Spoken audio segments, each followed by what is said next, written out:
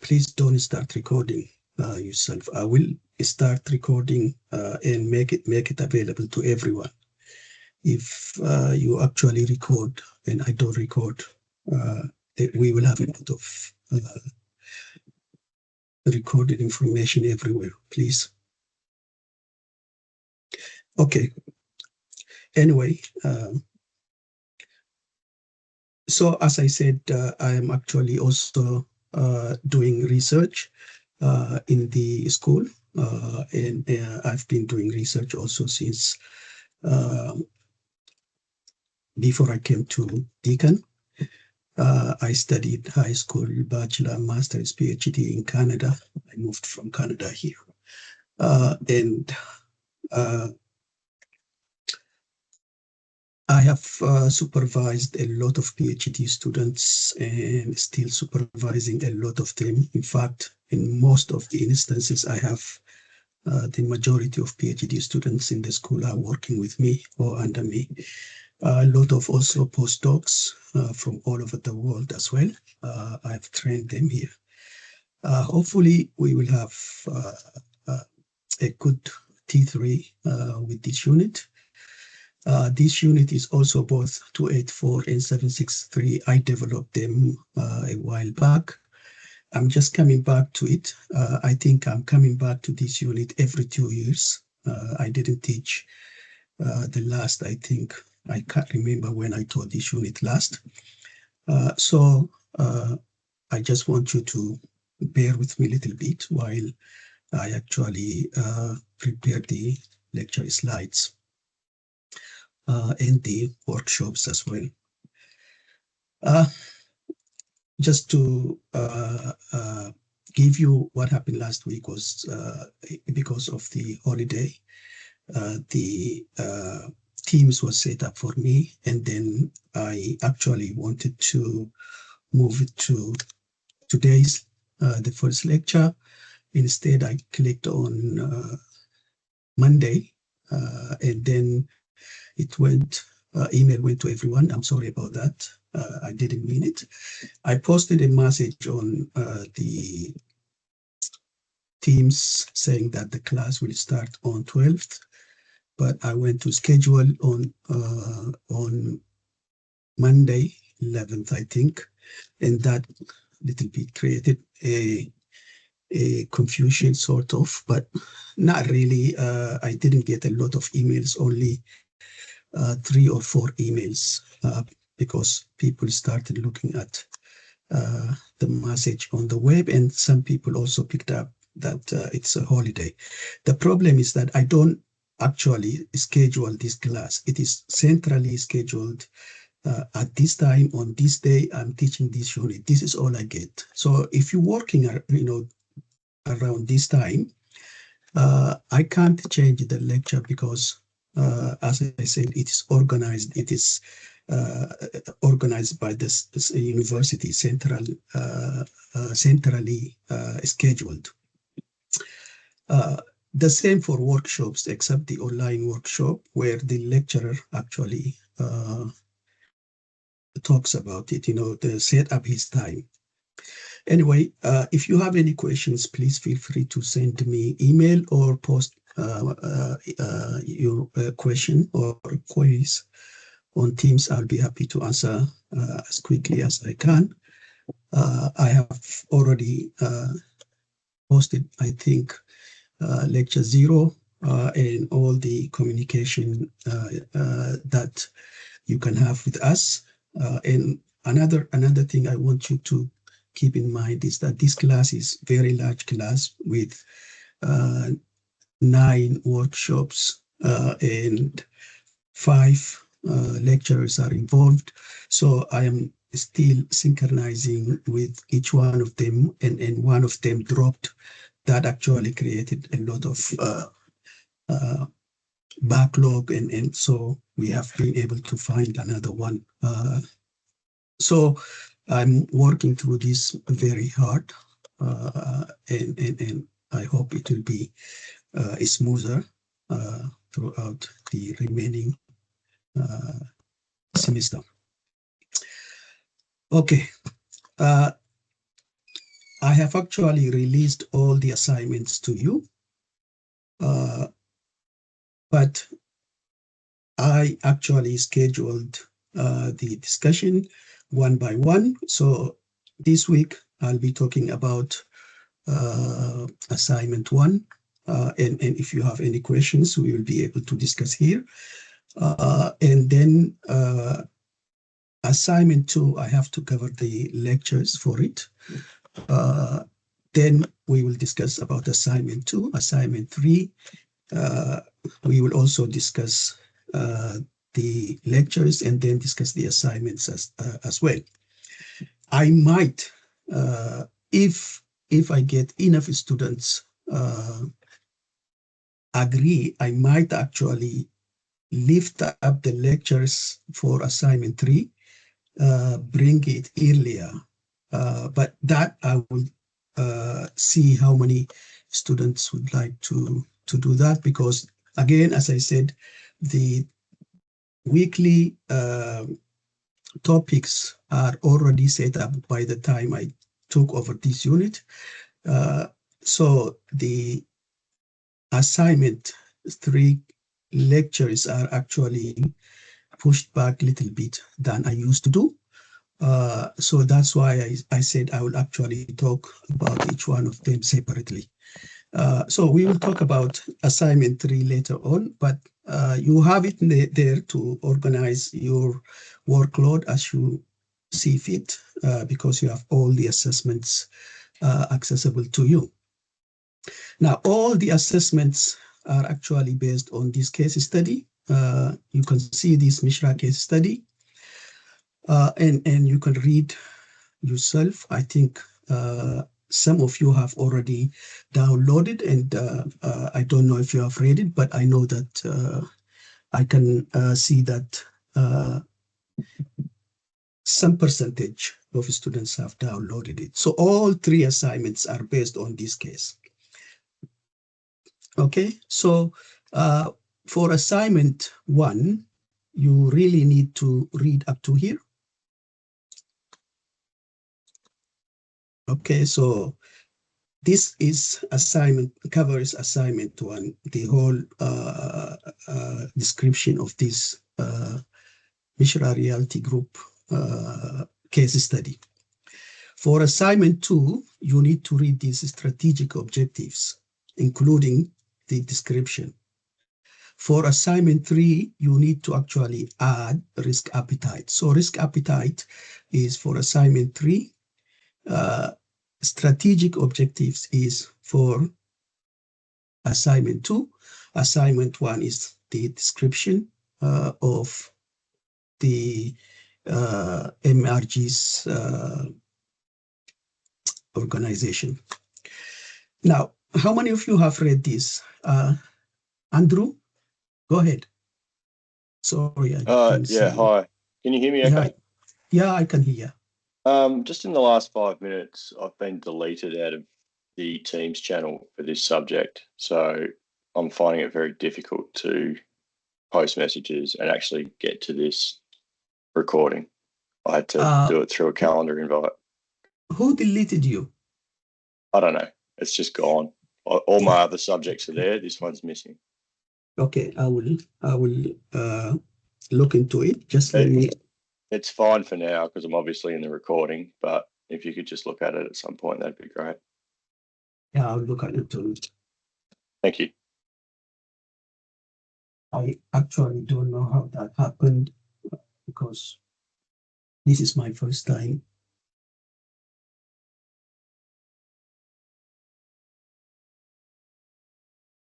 To hear this again, last week, as I said, I clicked on Monday. I did not know that the system already uploaded. Centrally, when they set up the teams, they already uploaded the students. I didn't see that the students were uploaded when I was actually changing the date. It sent message to everyone. So I will actually contact the help center and see why your name is deleted. Karen?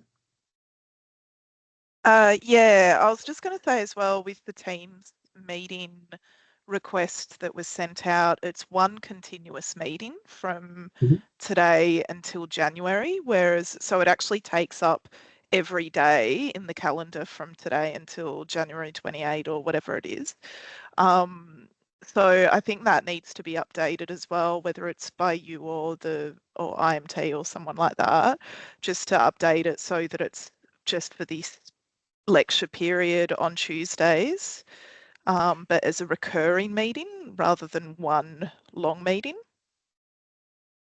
Yeah, I saw your message and I passed it on to the lecturer who is handling it. If that is not done, I'll do it by the end of No, that's tomorrow. right. That's right. I wasn't sure if you'd seen it, so all good. I'll leave it at that. Yeah. I sent it to the lecturer. But again, just everyone is here.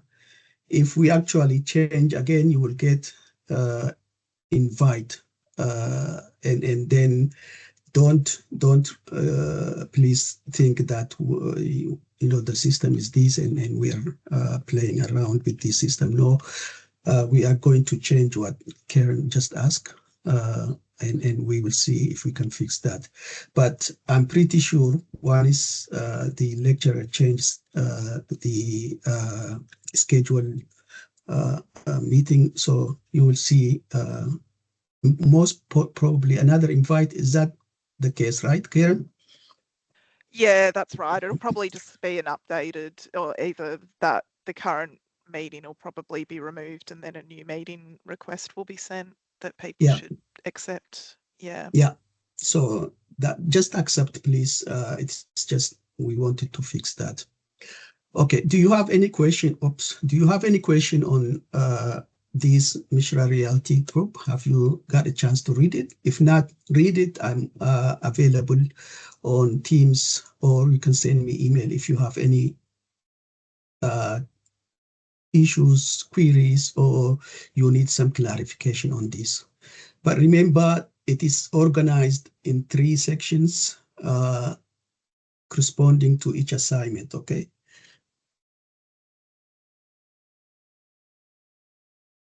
Question? Okay.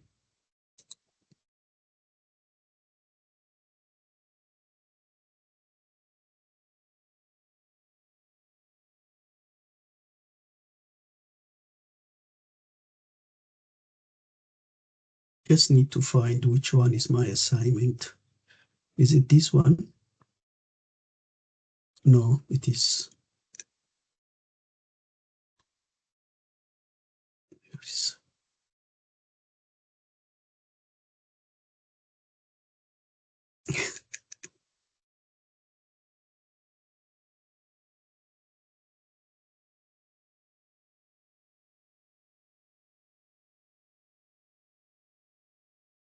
Yeah, it's this one, right? Okay.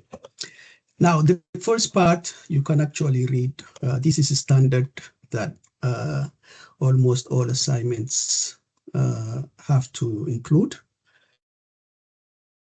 Now, let me go to question 1. It's very similar to the workshop question that you did in week 1. Now, in this question, I think I've responded to one query. The information you provided in the table counts toward these 500 words, plus the questions that you need to answer underneath it. So mostly justifications, okay? Now, I want you to complete this table, and I want you to name 2 assets. Now, assets,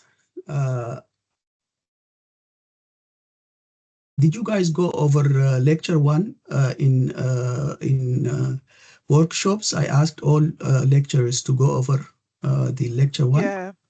Yep. Okay. So now, assets have types, okay? They are information assets, they are knowledge assets, they are hardware assets, they are software assets. So you need to actually identify 2 assets. I think did I say what kind of assets? Identify two information assets. Okay, so the two information assets need to be different, okay? Now, don't actually give me the same information, but they have to be different, asset one and asset two. From the MRG, they are lots of assets, okay? Even if I didn't mention enough assets in there, you can actually get a lot of assets, information assets, because this is a standard assets of any organization that use and process data. Now, CIA, which is confidentiality, integrity, availability, these are called security requirements for these assets. Now, for each asset, I want you to identify the vulnerability, the confidentiality, integrity, and availability. Now, when you talk about the asset, please focus only on the asset and its function, okay? So don't really go into other supporting assets. For example, I was discussing with the lecturers yesterday. One of the things when I asked you about the ATM, I just wanted information on ATM, the hardware itself.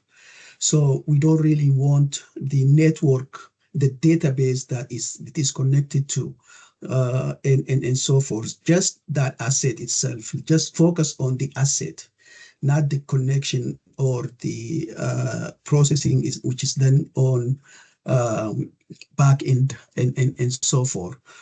So don't really go beyond the asset itself. Here is this is asset. This asset has these security requirements, and it is possibly exposed to these vulnerabilities and threats. So these are the kind of answer I'm looking for here, okay?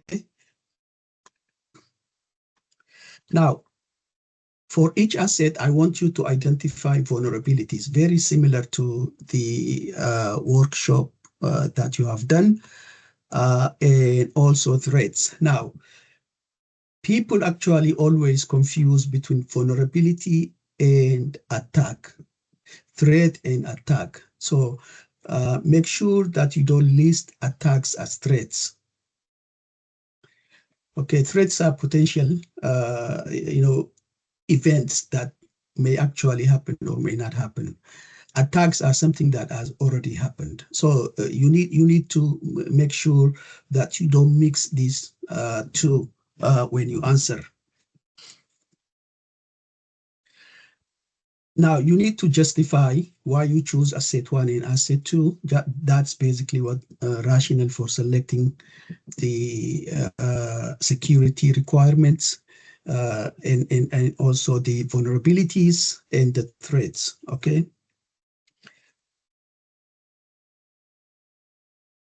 Question 2 is about legal compliance. I will cover this lecture today.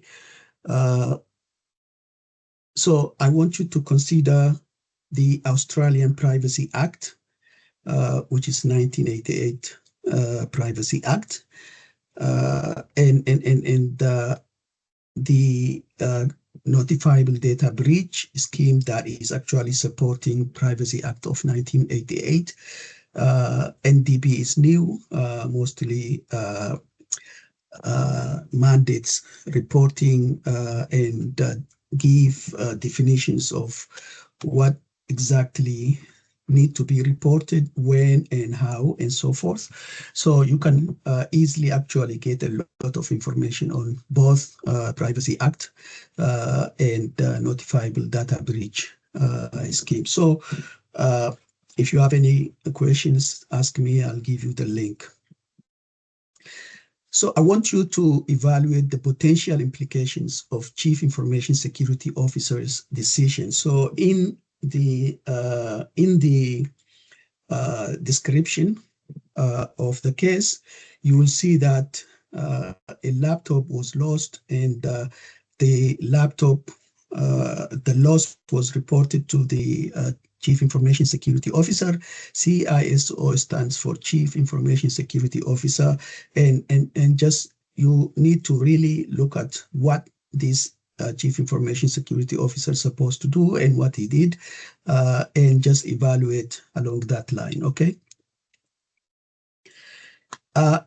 Question 3 is, again, all these questions, you have done it already in practical class or workshop class. So I want you to look into ethical issue. You can look at the Chief Information Security Officer or the real estate agent, both actually, if you can. Look at them, their activities and their actions through the ethical lens, and evaluate their decisions from that ethical lens perspectives.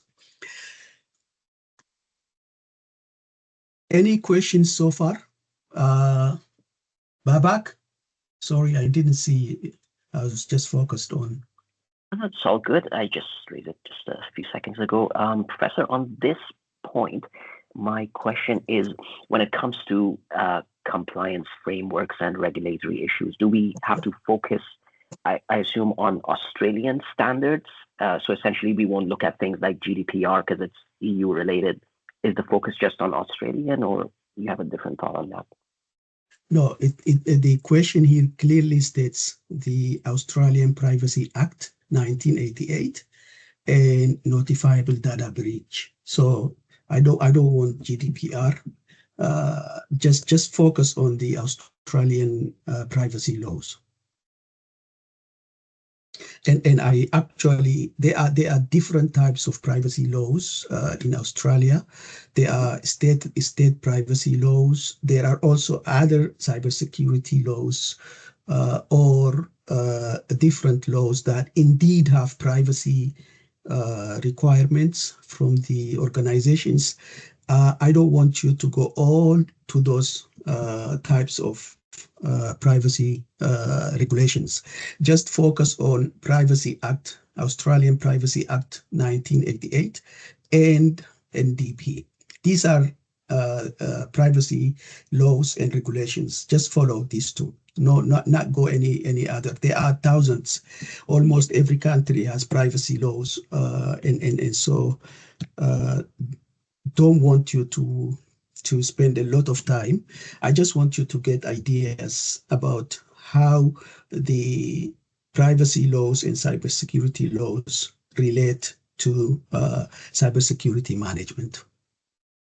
Thank you. And just a quick follow-up on that, on question 3, when it comes to the ethical dilemmas. You've mentioned ethical frameworks, principles, and standards. Do these, again, have to be somewhat related to question 2, that is the Privacy Act and the notifiable data breaches, or in question 3 we can expand a bit, or again we just have to focus on the Privacy Act 1988 if we want to relate it to question 2? It's okay to expand, but even in question 2 it's okay to expand. But make sure that when the marker sees GDPR, you need to put it in context of Privacy Act 1988. So you can expand with there, but make sure that your work is focused on Privacy Act 1988 and NDB, but you can give explanation of others. You can touch how they actually relate or what would happen in that case. But we want you to evaluate using these privacy laws and the regulation NDP. Is that answering your question, Babak? Yes, it does. Thanks, Professor. Okay, I saw also somebody else raised his hand, but disappeared. Okay. Any other questions on assignment 1? Okay. Now I want you to really start on this assignment. Basically, you have done the workshop and the question is very similar. And now, if you read all three assignments, they feed each other, okay? Even assignment number 3 is fed from assignment number 1 because you need, in order to do risk analysis, you need the assets, you need the vulnerabilities, you need the threats, and all this, as you see, they are really interconnected. They feed one another. So start reading early on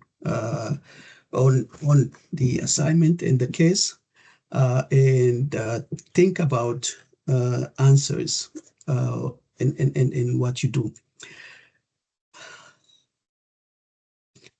Again, there is, I think I gave you about 20%, if I remember. I can't remember what percentage I gave you.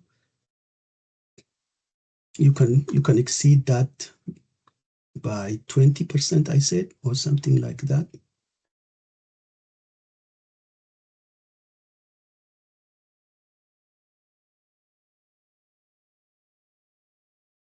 Yeah, so you can exceed 1,500 words by 20%. I think because this class is large, I appreciate if you can stay within the word limit, but it's okay to exceed by 20%. We will, it will take us a little bit longer to mark. Okay.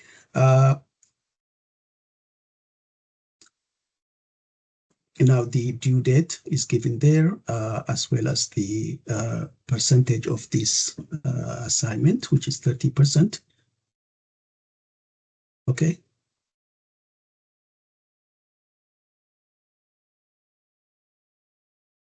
Anyone has any questions? Hi, sir. Last time I checked, the marking rubric wasn't available. Is that being fixed? Yes. Okay. Yeah. It will be available because I am actually redoing it. There is one, but it's not for this particular assignment. It has been used several times, so I'm finishing it. So it will be available very soon. But use rubric as a guideline, okay? So it is not really, we want you to learn and answer these questions. The main aim of this assessment is really to see if you understand the subject and what we're looking for. You've gained the learning outcomes that we expect. Paul? Right. Yep. Thank you. Okay. All right. Paul, did you say something? Can you hear me? I can hear you. Yeah. Yeah, I was just a quick one. At what week would have we covered off all learning material related to assignment 1? Would it be about week 3 that we would have covered off? Next week it is covered. Okay, thank you. So everything up to week 3, well, everything including week 3 will cover all the material, the information we need to complete assessment 1. Yes. Okay. Thank you. And you have, I think, up to week 5 slides I have already uploaded on the Cloud Deacon. You can access them anytime. Okay. Yep. Thank you. All right. And also up to week 5 workshops are there. You can access them as well. Okay. Thank you. Any other question? Clarification? I can only see my mouse doesn't want to move. Okay, I can see. Oh, this. So nobody is actually, from what I see here, nobody has raised his hand or her hand. So we are okay. Now, please give me some time until I cover the lectures for assignment 2, then we'll talk about it, okay?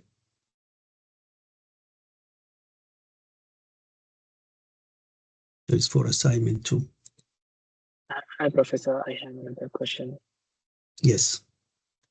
While doing these assignments, do we need to follow any specific template to give the assignment, the paragraphs, and all those things? What do you mean by template? I mean, the structure of the assignment document that we submit.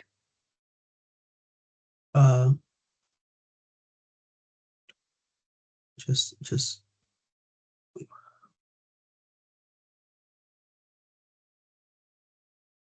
is the template stated in the assignment information description?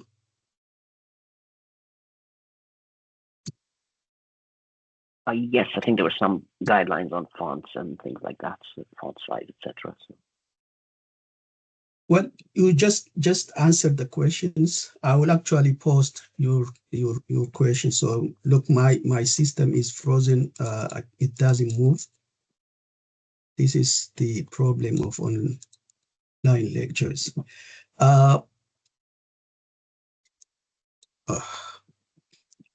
Yes, if I can't even see this one.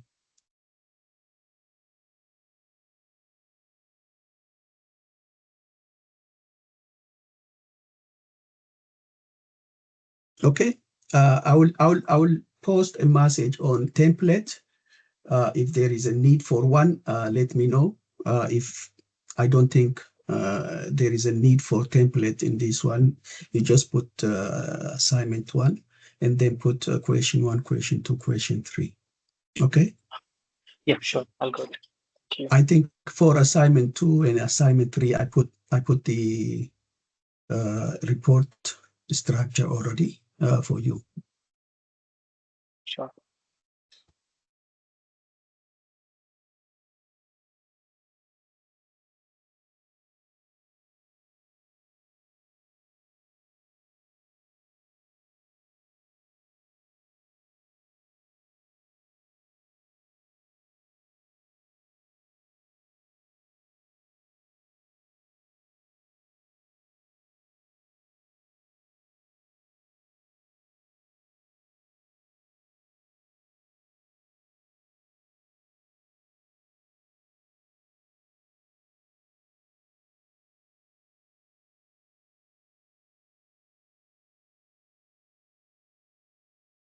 You guys see what my system is doing?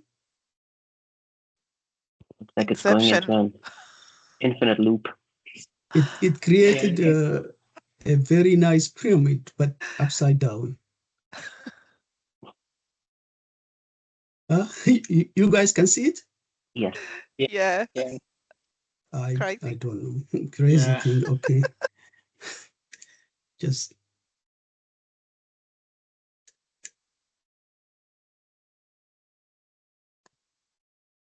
I think you might need to drop out and join the call again. I think maybe that's what I should do. You have to close the program and then restart it. Okay, I'll just come back. Don't leave, guys. Okay. Okay.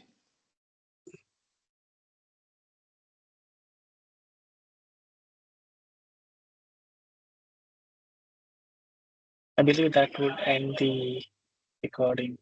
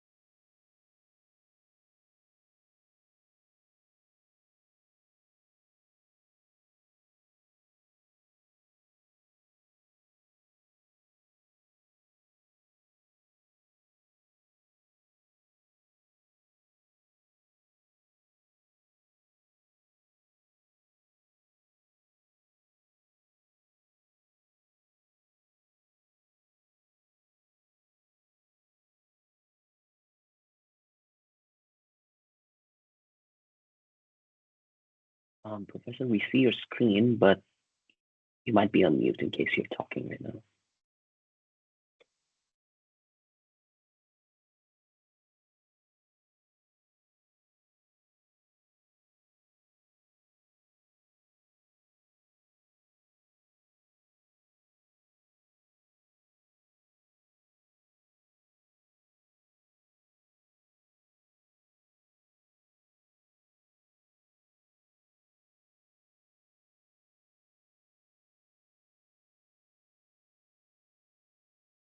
Okay.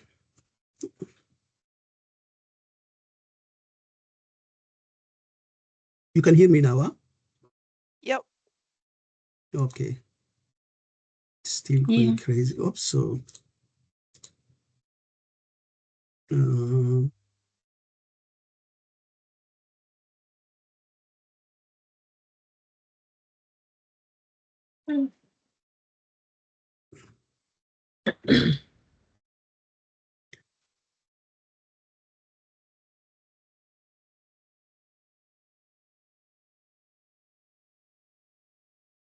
yeah, okay, it's recording. Now, sorry about the glitch again. Today's lecture will be about compliance, really, in terms of privacy laws, cybercrime laws, and then we will look at ethics. The law and regulatory landscape really continue to change rapidly. In fact, this is when you look at the laws,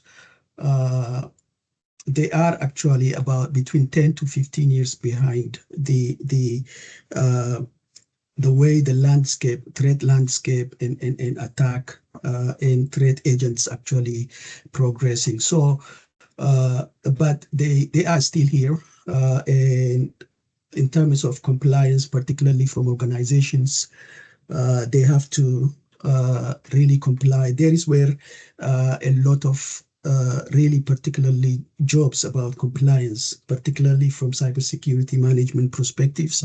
There are a lot of jobs, a lot of requirements for compliance. Part of it is auditing, part of it is management actually. So now, so as I said, we will cover different types of laws. There are national and international laws, and so you will see how they are actually used in terms of cybersecurity management. In lecture one, we talked about 3 different types of cybersecurity controls, technical controls such as firewalls, for example, and intrusion detection systems. This is actually administrative control. Part of these administrative controls are cybersecurity policy, cybersecurity laws. These are mainly controls that are developed for deterring these cybercrime or cyber-related laws. Or so you can see that it is actually part of cyber control, cybersecurity control. It is part of cybersecurity management. Many of us actually don't look at these cybersecurity laws, privacy laws, ethics as part of security, because most of the time we are more inclined towards technology. That is what we think cybersecurity is about technology. Cybersecurity is not about technology. Cybersecurity is actually about business. Businesses use IT infrastructure and human resources to actually gain some sort of competitive advantages. So these are the tools that really brings some issues, yes, but the risks that the business faces from cybersecurity issues or cybercrime is directly connected to this. So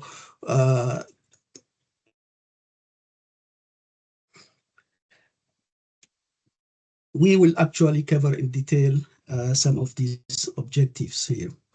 Now, let me ask you this. Scam. A lot of us got scammed, or at least attempted scam, almost every day, and this is sort of unending problem, and it is a lot of money. In 2024, the scammers have been able to really steal from individuals in trillion, and this amount is going up and up. This is scamming only, and it does not actually include a lot of different types of ransom and other things. Just through scamming and a lot of money. Organizations, individuals, country lose this money. By the way, cybersecurity is again, it is just very close to drug money, and the amount of money lost to cybersecurity is humongous, and the cost of cybercrime is again increasing. In Australia, it is every year we actually lose about 30 billion to cybercrime, and there is a lot of interest from Australian government. They actually spend also a lot of amount of money to come up with products to address these issues. Again, because the threat landscape changes, this needs to keep continue. In fact, Australia is the first country that appointed a minister for cybersecurity, and so they are actually providing attentions that the cybersecurity issue needs. Now, in 2025, the amount expected that cybercrime will cost is again in the tens, 0.5 trillion, and this amount is again going up and up. This issue becomes even more complicated, due to the AI, Internet of Things, cloud, and so forth. All these advances will bring different types of threats, attack vectors, and so forth, and very similar to what is going on now, but it is expanded, more serious, more lethal in terms of attack, in terms of the expected cost and expected impact, particularly on psychological and economical aspect as well. So there is a lot of issues that we have to deal with in terms of cybersecurity. So what does it benefit you as cybersecurity hopeful professional, or you are already in there in some way or another? What really do you get out of knowing cybersecurity law and ethics? There are a lot of issues. So every organization that collects data and process data in some way or another has to comply with the government regulations, laws, and so forth. So there you can actually have a knowledge that which particular, if you're working for a company or you own your own company, you really need to know which laws you have to abide by and when you have to actually report if something happened and what will be the consequences. Compliance is very, very important, that every cybersecurity management or every cybersecurity person expected to know. Even companies with proven compliance can differentiate themselves as trustworthy, because every organization, every business that has a very good reputation and trust. That reputation and trust is all the time translated into revenue. They get a lot of customers and so forth.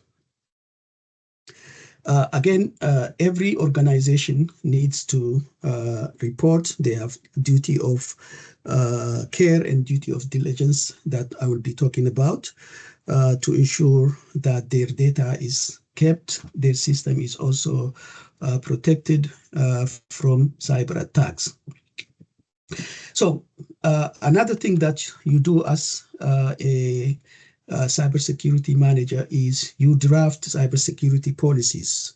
There are different types of policies, but in order to draft cybersecurity policies, you really need to have some sort of what are the cybersecurity laws, cyber privacy laws, and so forth that are really applicable to our business, to my organization.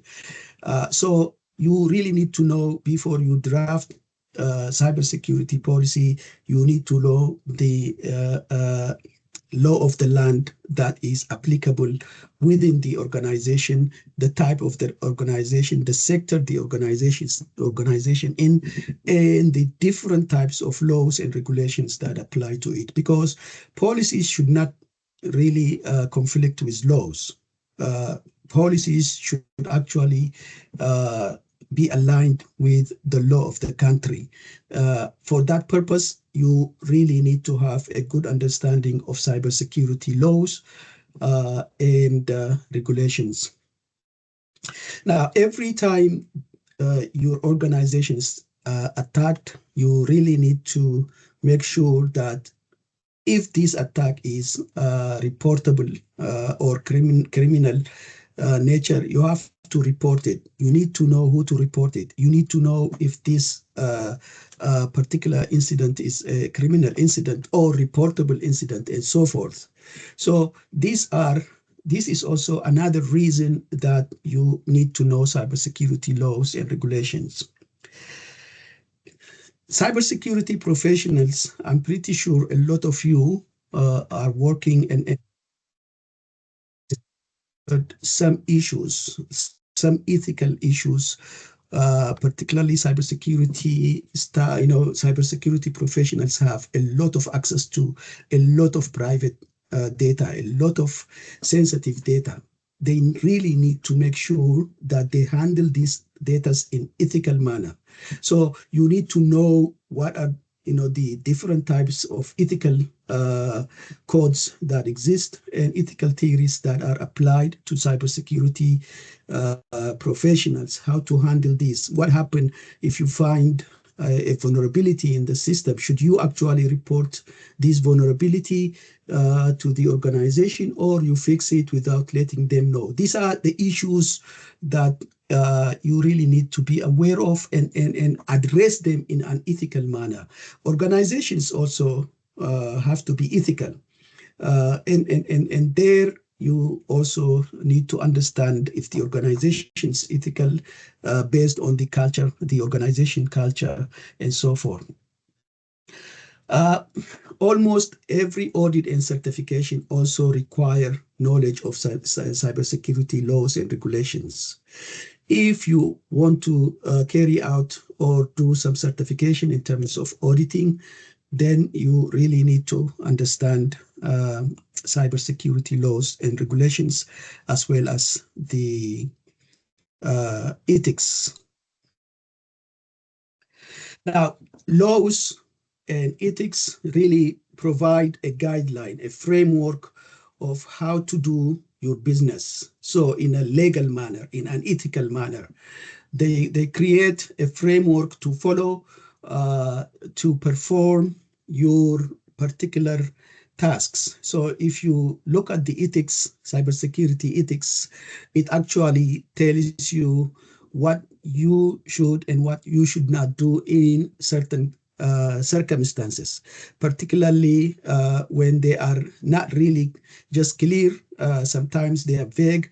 Then you have to come up with some sort of decisions, to make those decisions, you really need to have a well balanced and good ethical practices. Laws are also the same way. It has frameworks to especially prevent some illegal aspects of cybersecurity, whether you are really working for organizations and accessing the organization's database that you're not supposed to access, that is criminal, or if your organization is particularly actually hiding some incidents, that's criminal. If you don't work for anybody, but you are a student at Deakin, you get an access of the student account that, illegally, that's also a cyber criminal law breach. So all these are prosecuted offense that you really need to understand. So it does actually give you a framework to work around, a legal framework to work around cybersecurity. Now, laws actually, cybersecurity laws are, I divide them into two, cyber-dependent crime and cyber-enabled crimes. The difference is almost all cybersecurity laws reflect on cyber-dependent crimes. In other words, you have to use digital equipments, use the network, use laptops, use mobile phones, and so forth. So these are new technology-oriented attacks. Now, cyber-enabled crimes are all the crimes, traditional crimes, but they are actually, you use technology to amplify the crime. So these are the two different examples. For example, the cyber-enabled crime is the online fraud. Fraud has been with us for a long time, but online, in fact, exacerbated the issue. That is called fraud, is an example of cyber-enabled crimes. Denial of service attack, distributed denial of service attack, is cyber-dependent crimes. Almost all the laws I know are actually, cybercrime laws are about cyber-dependent crimes. Okay. Now, again, as I said, laws are actually still behind for a long time. They will continue to be behind. And it is very hard for the laws to catch up because they are designed to, they designed to go through many layers of legislations. By the time they enacted as a law, it takes many years.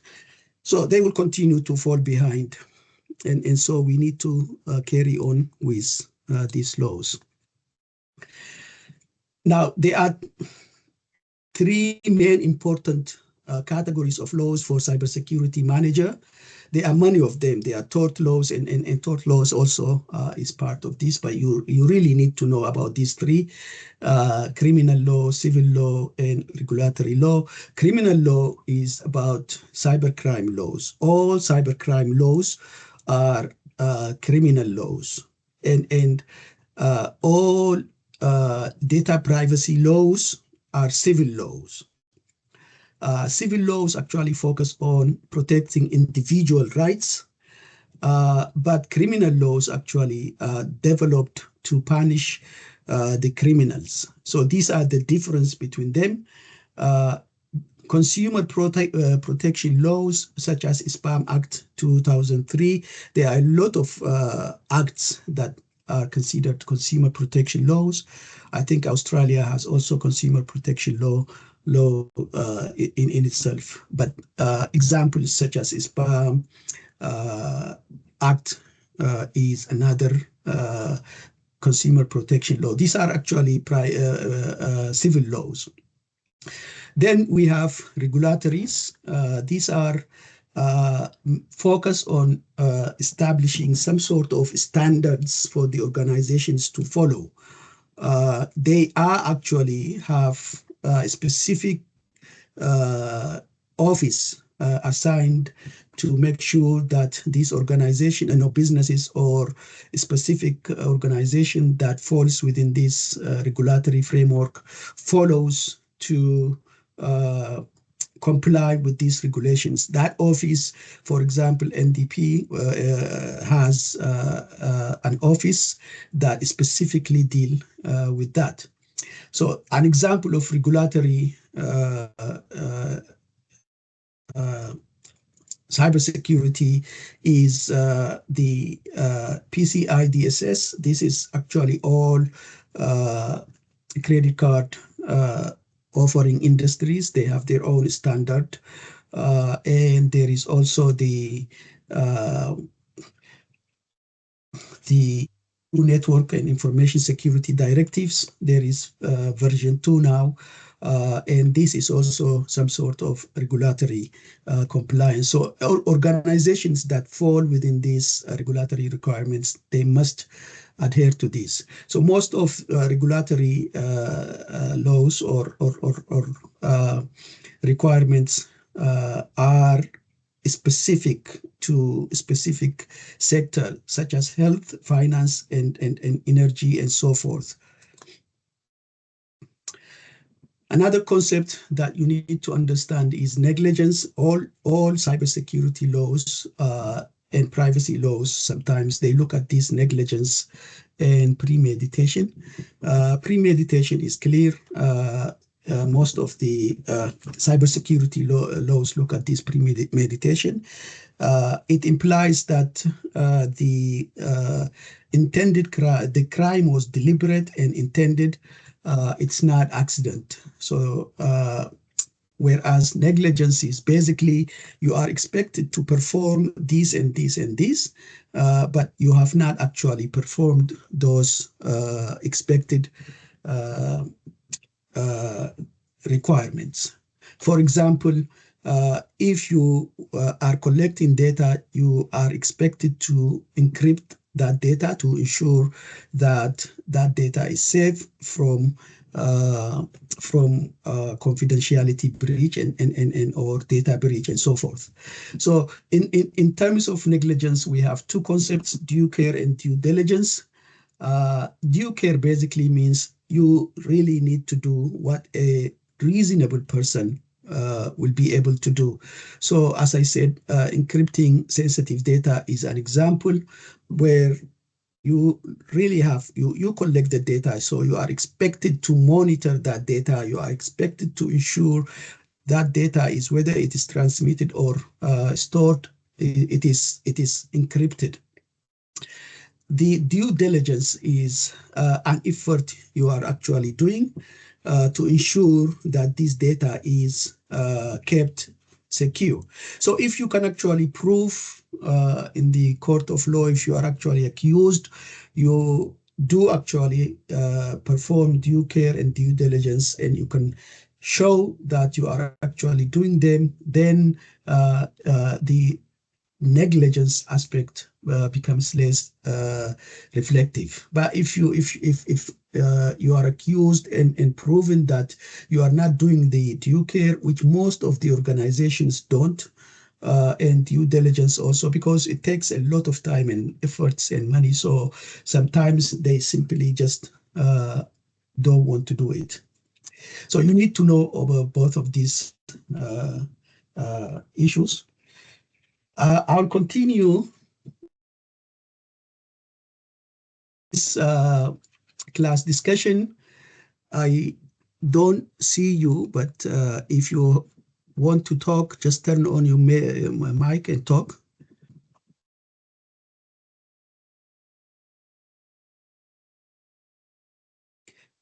Anyone?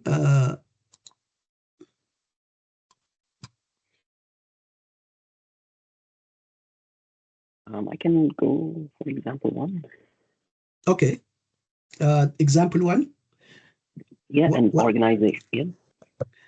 might have policies. An organization might have policies. I guess setting up those policies and doing the research requires due diligence. Yeah. And then so that policies would be due diligence, such as using firewalls and antivirus software, but fails to update or monitor these systems. I guess that's due care, since they have done the due diligence, but they haven't actually put the efforts of, let's say, updating those systems. This lapse could lead to a breach and result in a claim of negligence. Okay, who agrees with? I don't see you, but I don't want the system to go in crazy mode. Sean, okay, go ahead. Muhammad, go ahead. Hello, sir. So an organization might have policies due care, such as using firewalls and antivirus software, but sometimes it fails to update or monitor the system due to negligence. This lapse could lead to a breach and result in claim of negligence. So the explanation should be like due diligence that actively maintaining and monitoring those policies by updating the software every time. And the second example, an organization perform regular audits and assessment due diligence but doesn't implement recommended security measures due care. This oversight can still result in finding of negligence. So the due diligence conducting audits to identify risk and threats coming from the organization, and the due care that taking actions based on the audit findings. For example, implementing the securities measures of the organization, and the negligence failure to implement these measures could be seen as neglecting responsibilities. Excellent. Excellent. Muhammad, you have a question?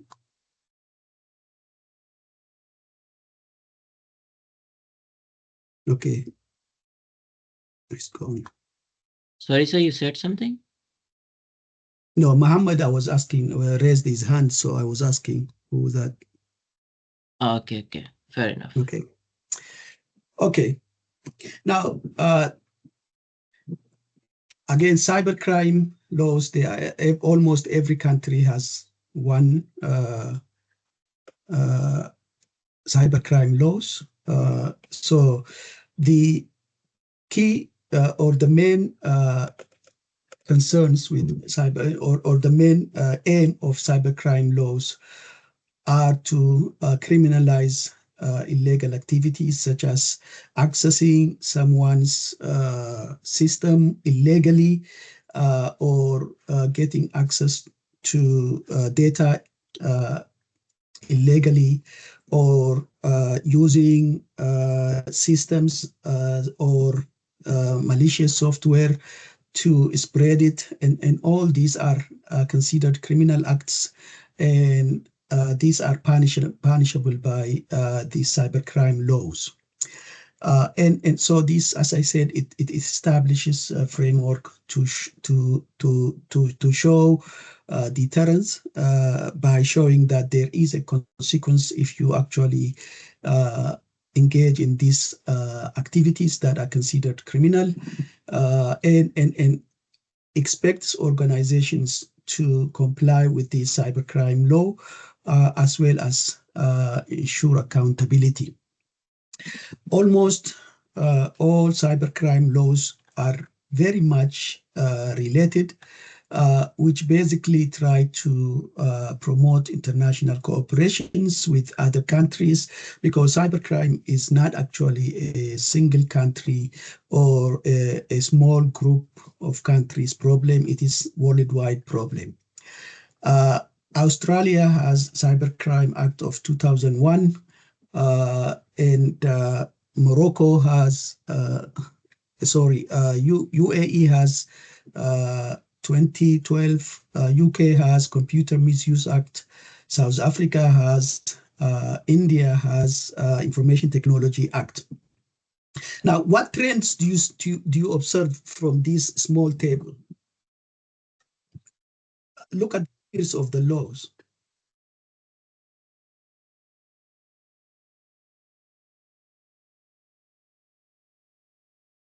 And what do you think The about? observable trend can be like they all have been like formulated around the start of the like 2000s.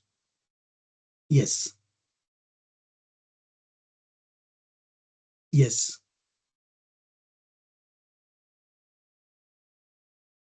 Okay, what else? Or just focus on the India. Why, what do you think about ITA of India? Is it cybercrime law? That's, I think, sir, Information Technology Act 2000. Yes, it is. But is it cybercrime law? That's kind of addressing cybercrime and digital signatures. So I think they updated this role, this act in 2008, that regular revisions that essential to keep up the evolving cyber threats in the future. Yeah, it is being updated, but as it is, the India doesn't have a specific cybercrime law. I think that's, I think, legal framework, I guess. Yes, they actually it is in the parliament, but it kept getting defeated, or I don't know. It kept coming up every once in a while, but it's still they very much based on updating ITA, and so hopefully they will come up with cybercrime laws. Now, privacy law is different from cybercrime laws. It basically tries to protect individual rights. So privacy is defined as the right to be protected from intrusions by governments, businesses, and also cyber criminals.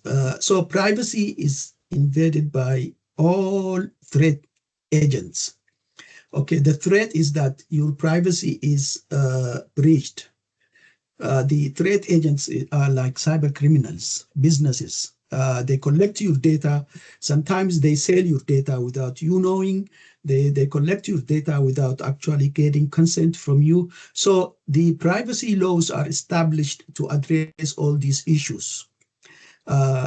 So it actually addresses when to collect data from clients or customers or anybody, how you collect it, and get the consent from the data, the customer themselves, and also give them the right to look at their data, or to even ask you to delete their data, or they can actually amend their data that you have on them. And it also controls how you share this data, with whom you share, also internationally, would you be able to share? And if something happened to this data, so if some data breach happens to it, how you need to notify the data, to the owners, as well as the regulatory body. So these are what the privacy laws are. There are, again, a number of laws. Earlier on, we talked about GDPR, one of the largest and most sophisticated and most strong privacy laws you can find right now. And organizations, this came, I think, in 2018 into being, but organizations are still finding difficulty to implement it. Now, GDPR is really about the citizens of EU and what is called the European Economic Area. So any data that you have on EU, it doesn't matter whether it is in Europe, in Asia, in Australia, in America, that data is protected. So the privacy of that citizen is protected. A while back, when ANU was breached,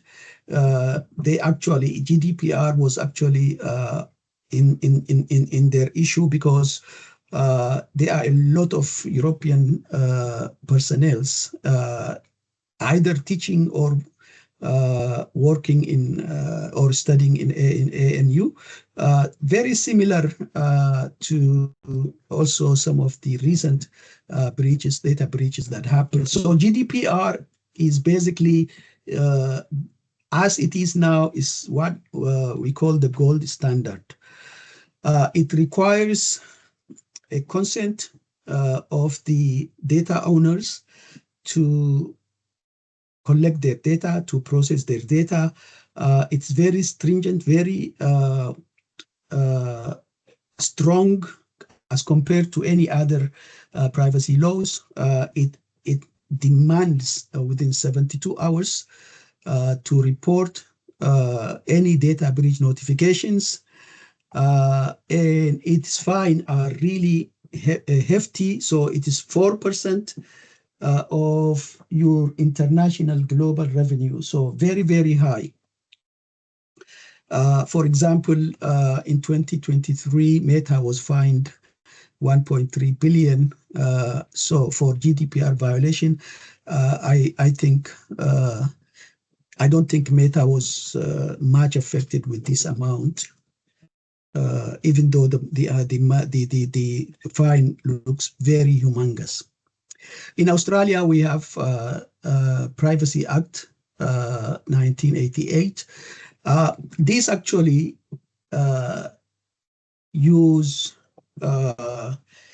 compared to GDPR or CCP, which is Californian Privacy Act, very soft for organizations, for example, to be, comply with the Australian Privacy Act. They have to make over $3 million. And so also it is related to small companies, particularly healthcare companies. Real estate is included in here because they collect a lot of data from renters, particularly, and from purchasers. Consent is required. The notification also has to be submitted if there is a breach, but the caveat here is it has to be serious breach occurs. There is no time limit, but only if the company thinks that the data breach will cause a serious harm to the individuals who get impacted by the data breach. Now, it is very difficult to prove this, that the data is seriously harms the individuals. Recently, Medibank is fined 50 million for actually violating the privacy of many people. But I think Medibank, the Medibank breach, it was one of the serious breaches. California has somewhat between Australian Privacy Act and GDPR, very similar to GDPR, but it is less stringent. It also requires if data consent as well as breach notifications, only if the breach involves personal data. There is an incident, as an example, where 1.2 million fine was dashed to an organization. Now, these are really the steps as security manager, the key areas that you really need to be aware of. What is the core regulations about GDPR, CCP, these privacy laws? What is the principle in terms of requirements for data protection? What do the subjects or the data owners, the customers have, their rights? What are their rights? You need to understand, if you develop a system, if you actually working for companies, you really need to know these key areas about the subject's right to ask for their data, to amend their data, to delete their data, and so forth. And there are also requirements for compliance, what are they, and also the notification protocols that are used by different privacy laws. Some actually have 24 hours reporting, some have 72 hours, some don't have, but they actually say reasonable time. Again, that reasonable time is vague. For example, the Australian notification law says reasonable time. Sometimes they actually say 30 days. You also need to know the requirements for sharing the data across borders. Some laws actually prevent it. Some laws give framework for sharing this data, but you have to involve the data subjects. They require training and awareness of your employees to handle the data in privacy respected manner. They also look at the incident response required to ensure that the documentations are up to date. Some privacy laws also look at vendors and third-party compliances that they work with you, but they have to be compliant themselves.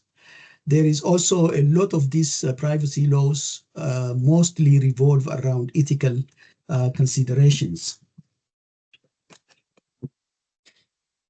NDP is latest addition to the Australian Privacy Act, which basically gives a framework for data breach handling. So it specifically says when you really need to report, under what circumstances, what is considered reportable data breach, and the timeline. As I said, it is within 30 days, but reasonable time, they say also. And you only need to actually report within 30 days to the Office of Australian Information Controller, and you don't really need to report to the affected individuals unless it is you can actually feel that it affects them, it harms them, the data breach harms them. But the most of the consultants, even when they come to us, we just say to them, nah, just report it. Let the individuals also know about the breach, because sometimes the harm doesn't come right away, and you can't actually predict. So the best solution is to just inform the individuals to avoid serious class actions and so forth. Now, the NDP also specifies the contents of the notification, both to OAIC and to the affected individuals. It has descriptions of the breach, the different consequences of the breach on individuals and customers, steps that you have taken to mitigate the harm. So in other words, if you actually think that some of the identity information are stolen, what you can do is that you can actually make sure that their identity will not be able to be used by criminals to open a bank, to take loans and so forth. So you have to have some way control in place to make sure that these individuals are protected from identity theft. So these are steps to mitigate harm. The maximum fine is up to little bit over 2 million Australian dollars for failing to comply with NDP requirements. You also need to do some steps after the data breach and after you notify. So these are the 4 different things that you have to do.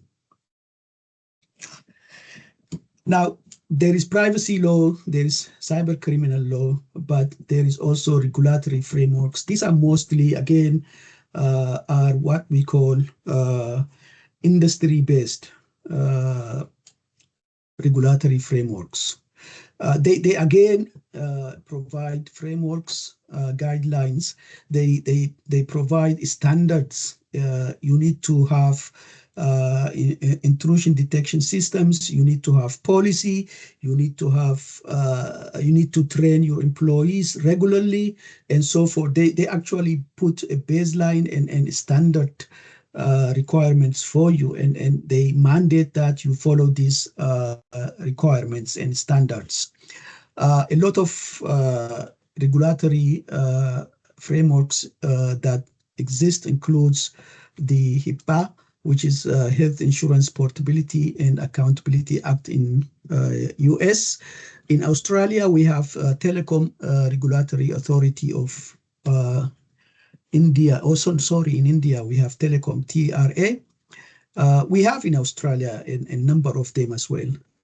So the payment card industry data security is another framework. Again, they basically give you standards to follow to ensure that you secure your system and the data you collect. Now, ethics actually provides you, again, a framework. This framework is mostly based on moral norms, and they actually sort of control behavior in when you're dealing with a lot of privacy-oriented data, or in any situation that requires ethical action or ethical decision making. Now, ethics are not actually legally bind. There is no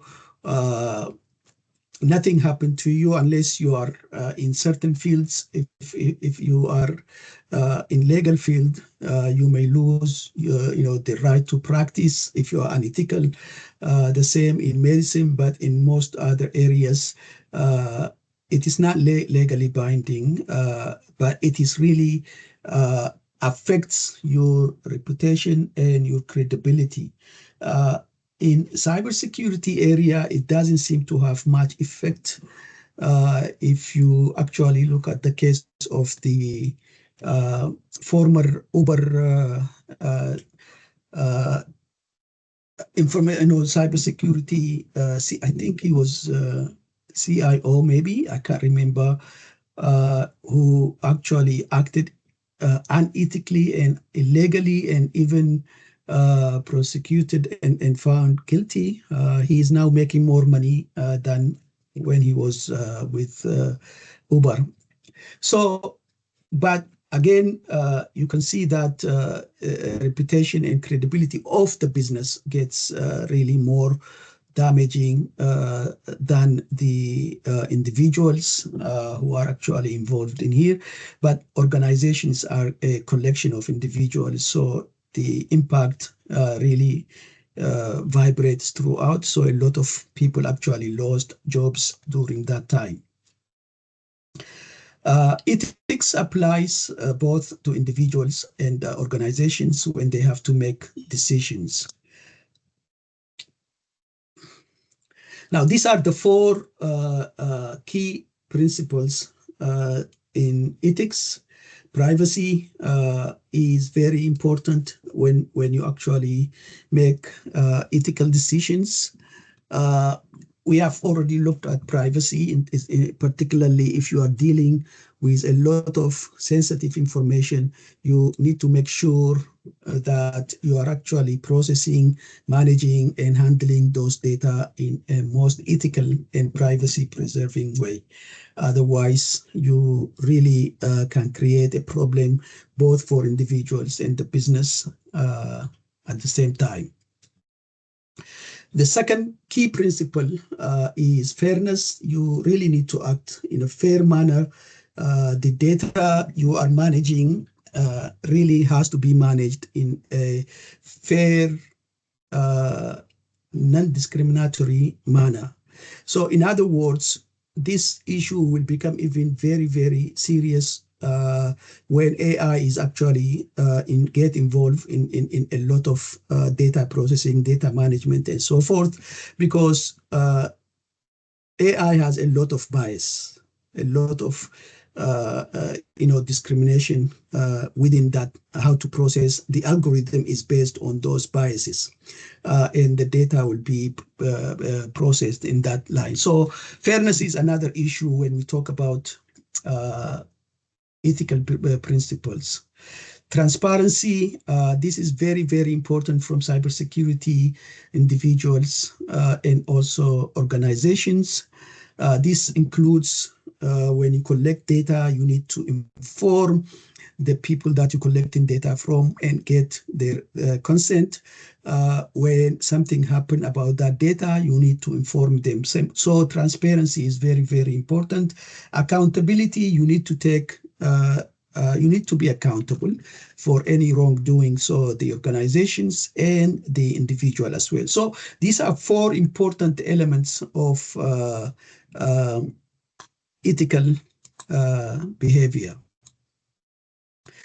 So there are a lot of codes, what we call a code of ethics.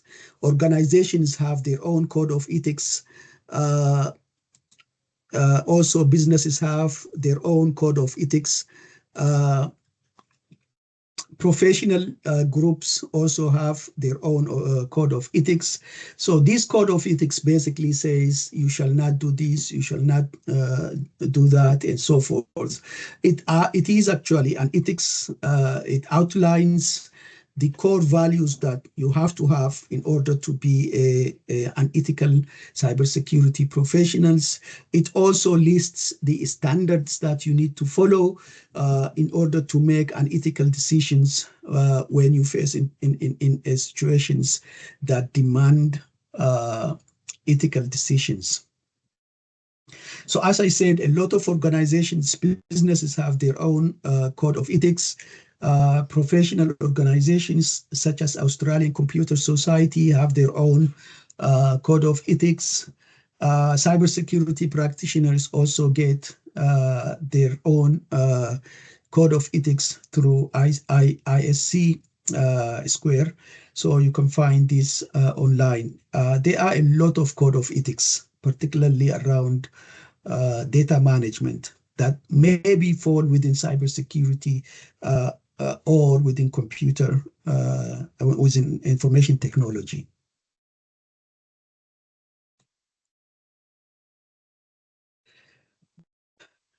How many of you know Martha? Martha Stewart.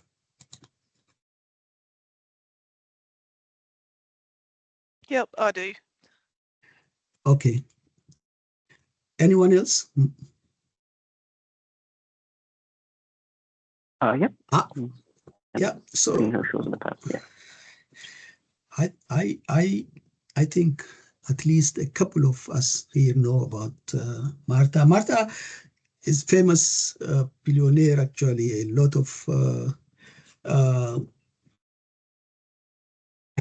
I really don't know why she did this, but what happened is that this is just to show you an example of unethical practice. I have a lot of examples, many from banking, from cybersecurity areas, and so forth.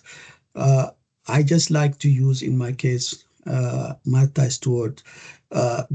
Now, just to demonstrate ethical issues, what she did actually was she had an insider who is here. I'm not sure if he was her financial manager, or I don't know, but he was actually insider. He told Martha to sell her stocks because the stock is going to go down. At that particular moment, the stock price was very high. It's going to crash that for that particular company, stock broker. And then she did sell. It's not a lot of money. Right now, I can't remember, but it's not that much money.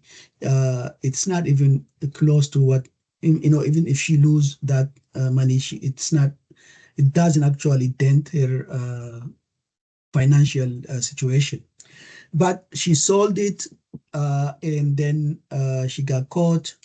She served 5 months in prison, and then became every business school use Martha Stewart to show ethical practices in their class. Every textbook, you can see this using as an example of unethical practice, both by the stockbroker, the insider, and Martha as well.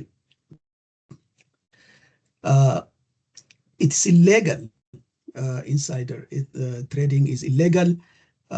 Now, in this, there is a question here. Why do you think insider trading is an ethical issue? We know that it's a criminal issue, but why it is unethical?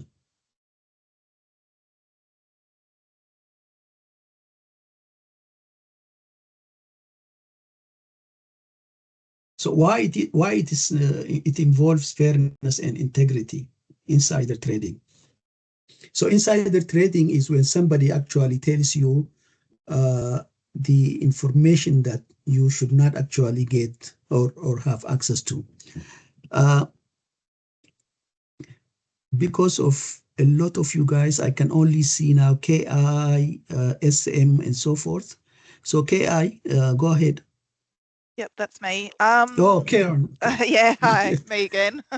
Yeah. I can let someone else speak if you want. I've spoken a bit. No, today, that's but, fine. I just didn't want to touch it because yeah, if you go in into case you go this into one, the yeah, inception again. Yeah. yeah, So I think it's unethical because it gives an unfair advantage to someone over other shareholders, and it creates an imbalance of knowledge on that level, I guess, that basically gives favoritism to someone to be able to make more money. excellent. So that's the fairness issue, right? Yeah. What about integrity issue? I think these two are actually related. Okay, fairness and integrity is related. Yeah, I'll let someone else answer. Who is next? Go ahead. Yeah, go ahead. Okay.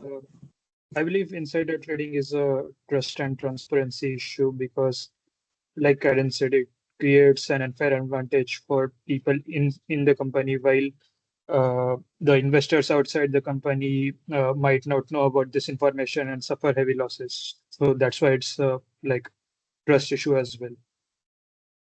Yeah, trust issue. Anyone can go for you. You talked about transparency, right? Yeah. Okay. So transparency issue because like the information on which insider people are trading is not known to the outside world. So that would be like not being transparent to the world. Okay. Okay. I can accept that. Anyone on trust? So, sir, since we are working for an organization, there is some compliance related to the organization. So, if there is a compliance breach, there is an integrity breach if there is an insider trading. That's a good way of putting it. I accept that. There is a breach, legal breach, okay? So that legal breach can be actually translated into integrity issues. What about conflict of interest? Where do you see conflict of interest?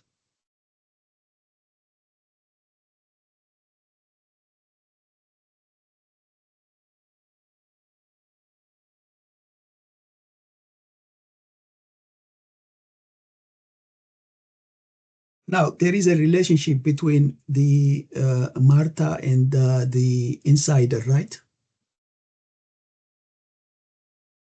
So that relationship is actually conflict of interest.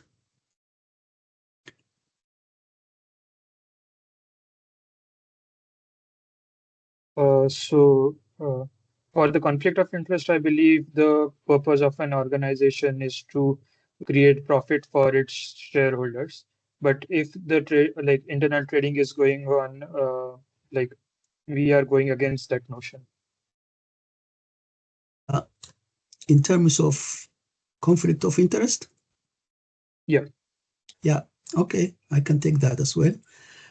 What about accountability?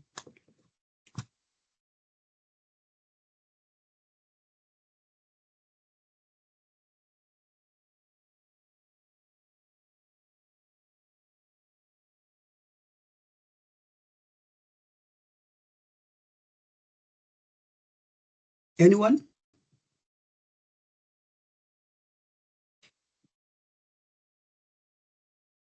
Well, both the Marta and the insider, including the organization, were accountable for the incident. They all actually got I think the organization went under. Marta and the insiders went to prison, and that is the end. Now here we have two examples. Again, ethical principles sometimes interfere with your security needs. How do you balance between them? Here is an example. An organization called XYZ collects and analyzes biometric data, such as facial recognition data. They also collect online activity data through browsing history using cookies, for example. What are ethical implications here?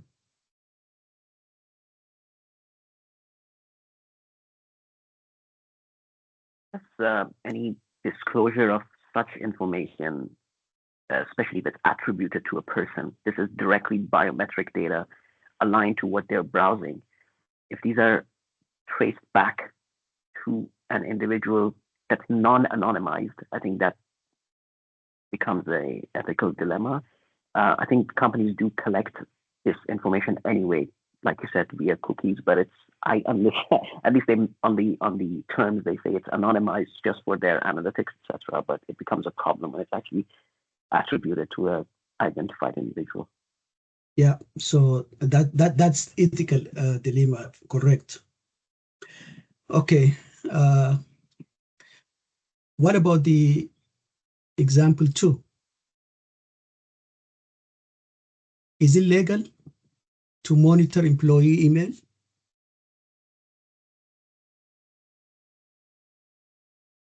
Legal, yes, I guess. It just if there are issues the way it's handled, that becomes an ethical implication. But I guess organizations, it's their assets, it's their network, it's their business and security.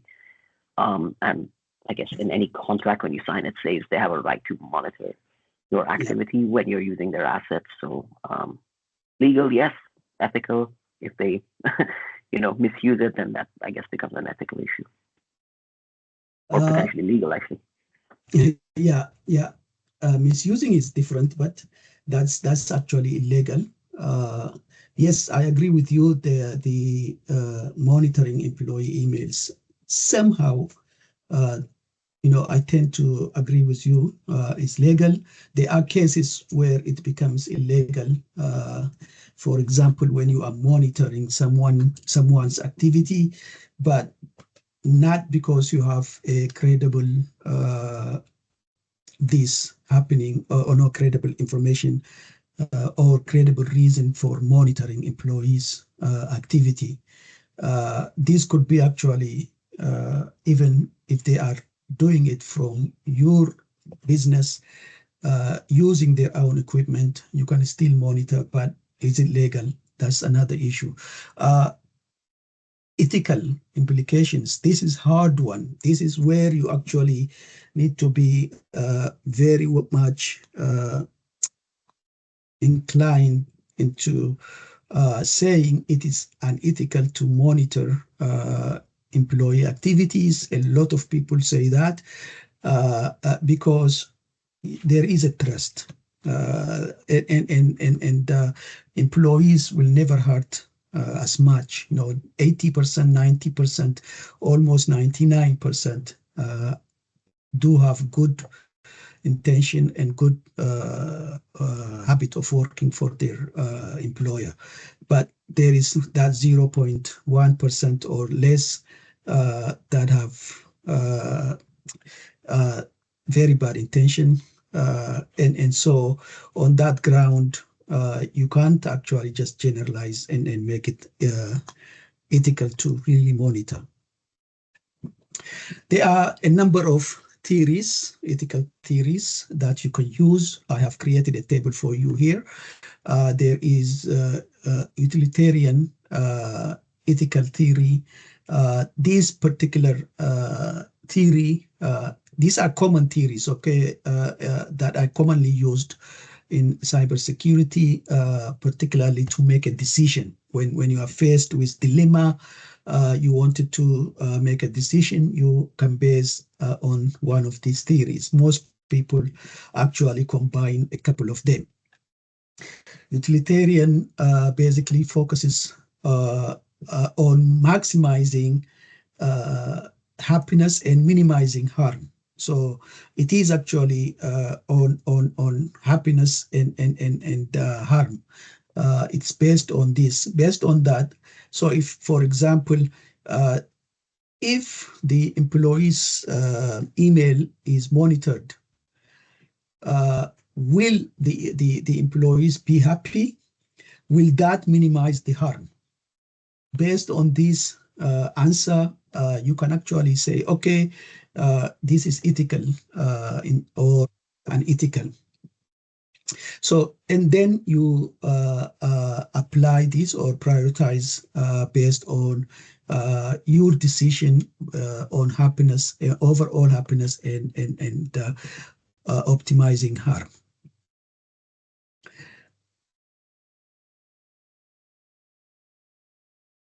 Okay, deontological ethics is another one. This actually just duty-based ethics.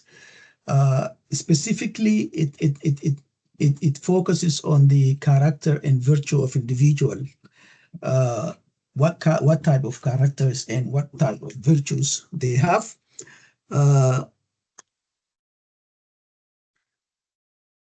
Now,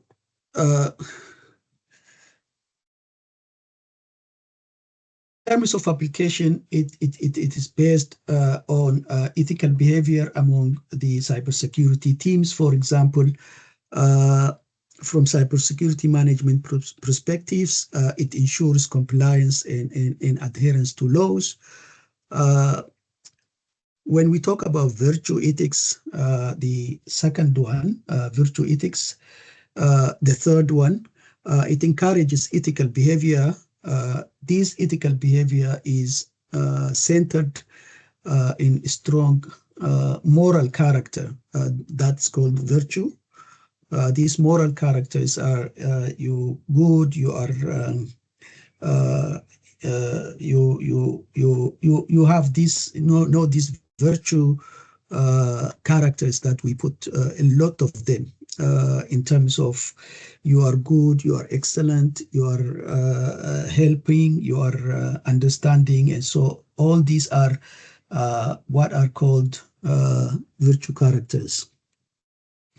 The rights-based ethics prioritizes users' rights. It actually protects privacy and personal data as well by prioritizing the rights of the individual. Does it affect, what the decision I want to make, does it affect the right of the individual? If it does, then I'm not going to make a decision because it is unethical. By doing that, you're actually protecting the privacy and personal data in terms of cybersecurity management. The social contract theory, it justifies collective agreements, particularly around mutual benefits and safety. So these are the two major fundamental theory of the social contract. Now, for example, in terms of cybersecurity applications, social contract theory, it justifies policies for protecting the collective good. You need to have a cybersecurity policy in place that will help employees do the right thing and avoid something that the organization does not actually value. So in that respect, it actually accepts cybersecurity policy as good collectively to everyone. Well, I think I have catched up with time. I will stop here. Do you have any questions?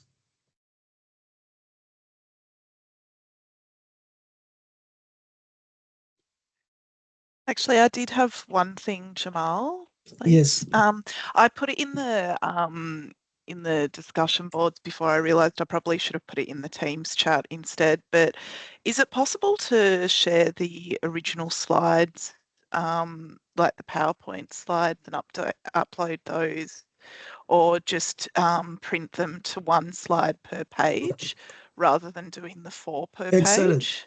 Excellent. That would be really helpful. Yes, I actually have message. I think you didn't see it.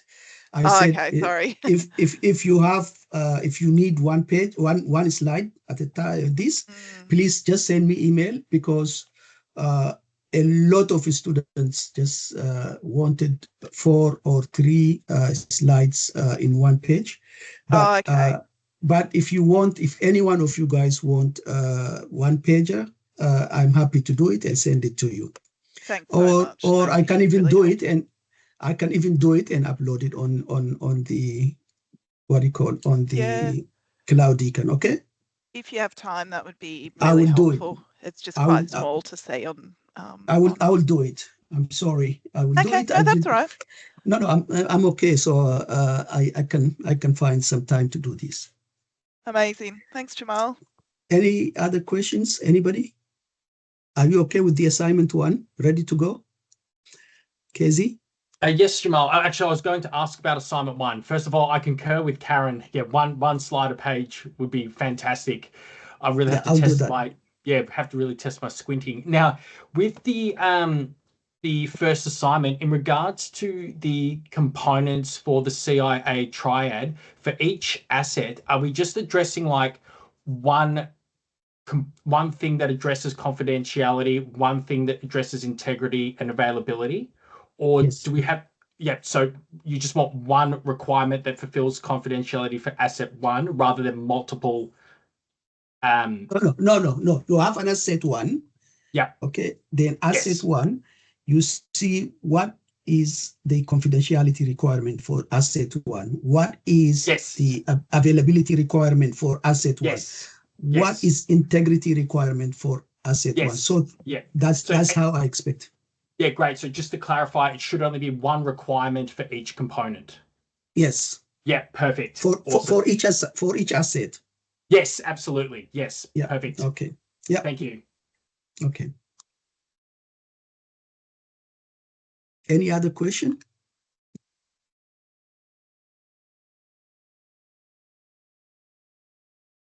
So regarding the assessment 1 itself, we have a second question for legal compliance, and it only considers the Privacy Act of 1988. So do we need to compare this with other acts as well, or we need to focus only on Privacy Act 1988? Only focus on 1988 and NDP. They are together. Okay, sure. Okay, they actually part of NDP is part of the cybersecurity. Sorry, what is it called? Privacy Law 1988.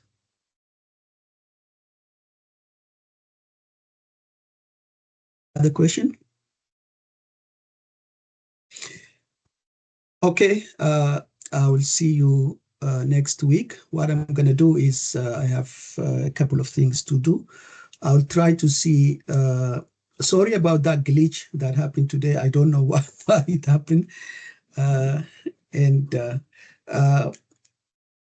will be putting the slide for this lecture to one pager before I go to a meeting, another meeting I have. I will also look at, I think Andre, why he is kicked out. I will check that. And anything else that I forgot, I will, in terms of lecture, this recording, I put a link for workshops as well a couple days back. That's where you will find the lecture recording and the workshop recording, okay? It's in the same place. If you can't find it, please just let me know.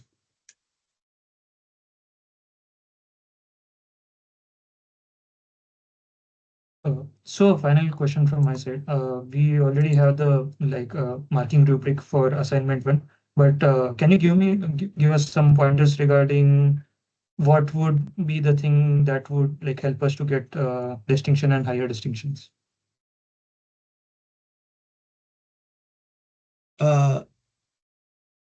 When you say give me a hint, I will actually give you.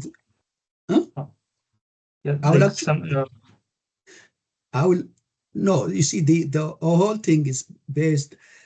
If you did the workshop, in my units are actually the assignments. As you see, they help you. The workshops help you. If you do the workshop, and they are very similar, and you ask these questions in class and follow the rubric that I'm going to do, I will actually upload this week, possibly tomorrow. I think everybody should get a good mark. But I don't know, even if I give you the answer, I don't know if you can get HD or if you can get N. I don't know, because it all depends on you, what you do. So the hint I give you is that just work on your workshops, answer all of them, ask questions for clarifications, and do your work. That's all. If you look at the questions, they are not really hard. It's just, if you understand them, they simply, assets, 2 assets. And then each asset have security requirements. And we have done this in the workshops. Now, if I know that some people will get mixed up with, many things, if you avoid that, I don't know why, how to avoid. You can avoid that, yeah, because it is you who can do that. This particular assignment is not hard to get a very good mark.